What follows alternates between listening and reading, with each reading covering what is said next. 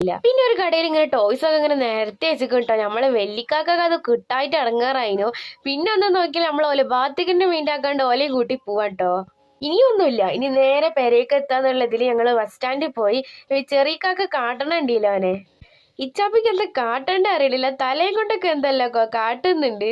ഞങ്ങളെ മുന്നിൽ കൂടെ ഒരുപാട് ബസ് കടന്നു പോയിട്ടുണ്ടെങ്കിൽ ഞങ്ങൾക്ക് പോകാനുള്ള ബസ് വന്നില്ല കേട്ടോ.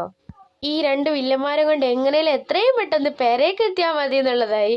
ഇവൻ നിക്കണണ്ടിട്ട് ഇവന്റെ ഉമ്മ നോക്കി നിക്കണതാണ് ഈ കാണുന്നത്. സ്വന്തം പെര മാതിരി കേട്ടോ ഇവല് ഈ ബത്തേരി അങ്ങാടി കൂടി ഈ കളിക്കണത്.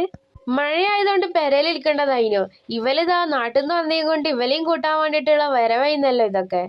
അങ്ങനെ ഇവല് രണ്ടാളും അടങ്ങിക്കാൻ വേണ്ടിയിട്ട് ഇവലെ ഞങ്ങളൊരു സ്ഥലത്തിരുത്തി പൈസയും കൈ കൊടുത്തിക്കണ് കേട്ടോ.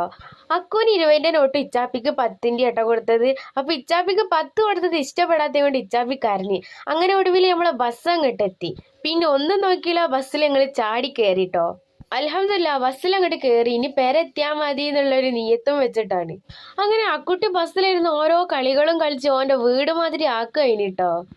അങ്ങനെ ഒരുപാട് കാത്തിരിപ്പിന് ശേഷം ഞങ്ങൾ എത്തേണ്ട സ്ഥലമെത്തി. കാത്തിരിക്കാൻ പറഞ്ഞ വേറെ ഒന്നുമല്ല കേട്ടോ, ബസ്സൊന്നും പോലെ ഇറക്കണ്ടേ. അങ്ങനെ ഓട്ടോറിക്ഷ വിളിച്ച് നമ്മൾ നേരെ പെരേക്ക് പോവാണ്. ആദ്യം കാണുന്ന ഓട്ടോറിക്ഷയിലൊക്കെ കൈയിട്ടെങ്കിലും നിർത്തിയില്ല. പിന്നെ ഞങ്ങൾ സ്റ്റാൻഡിൽ പോയി ഓട്ടോറിക്ഷ വിളിച്ചിട്ടോ. എന്തായാലും നമ്മളെ മൂത്ത വെല്ലിക്കാക്കാണ് ഫസ്റ്റ് കയറിയിരിക്കണത് ഓട്ടോറിക്ഷയില്. നല്ല മഴയായിരുന്നു പുറത്തൊക്കെ. അങ്ങനെ ഓട്ടോറിക്ഷ ഇറങ്ങിട്ടോ. ഓട്ടോറിക്ഷ എന്തായാലും ഈ മലയൊന്നും കയറാൻ പോണില്ല. അപ്പൊ ഞങ്ങൾ പെരക്ക് പോണ വയ്യാണ് ഈ കാണണത്, അത് ഈ കുന്ന്. അപ്പൊ ബൈ.